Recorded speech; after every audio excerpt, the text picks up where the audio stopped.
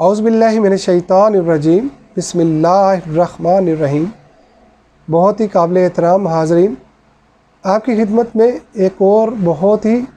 پیاری حدیث لے کر ایک مرتبہ پھر حاضر ہوا ہوں۔ یہ سنن ابو داؤد کی حدیث نمبر 206 ہے، اور حضرت ابو ہریرہ رضی اللہ عنہ کہتے ہیں کہ نبی اکرم صلی اللہ علیہ وآلہ وسلم نے فرمایا، جو کسی کو ہدایت کی طرف دعوت دیتا ہے اور وہ دعوت لینے والا جب اس ہدایت کی طرف آتا ہے، اس ہدایت کی اتباع کرتا ہے، تو اللہ تعالیٰ جو ہے اتباع کرنے والوں کو تو ثواب دیں گے،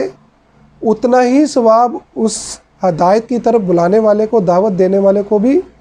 اتنا ہی ثواب عطا فرمائیں گے۔ سبحان اللہ۔ اور دونوں کے ثواب میں کسی قسم کی کوئی کمی نہیں ہوگی۔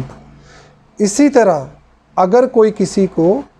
گناہ کے کاموں میں دعوت دیتا ہے، گناہ کے کاموں میں بلاتا ہے، مائل کرتا ہے، تو گناہوں کی طرف مائل ہونے والے انسان جو اس کی اتباع کرتے ہیں، اس کو تو گناہ ملے گا ہی ملے گا، لیکن جس نے اس کو برائی کی طرف بلایا، جس نے اس کو گمراہی کی طرف بلایا، اس کو بھی اتنا ہی گناہ ملے گا، اور ان دونوں کے گناہ میں کوئی کمی واقع نہیں ہوگی۔ تو میرے پیارے محترم حاضرین، گزارش صرف اتنی سی ہے کہ اس حدیث کی روشنی میں ہمیں کوشش کرنی چاہیے کہ ہم اپنے دوستوں کو، اپنے رشتہ داروں کو اور اپنے ارد گرد کے جو لوگ ہیں، ہمیشہ ان کو اخلاق کے ساتھ، احترام کے ساتھ ان کو اچھائی کی، نیکیوں کی دعوت دیں، تاکہ وہ اچھائی کی طرف اور نیکی کی طرف جب مائل ہو جائیں گے، ان کو تو ثواب ملے گا، ہماری نیکیوں میں بھی اللہ تعالیٰ اضافہ فرماتے جائیں گے۔ سبحان اللہ۔ اور اس حدیث کی روشنی میں یہ آپ دیکھ لیں کہ جو لوگ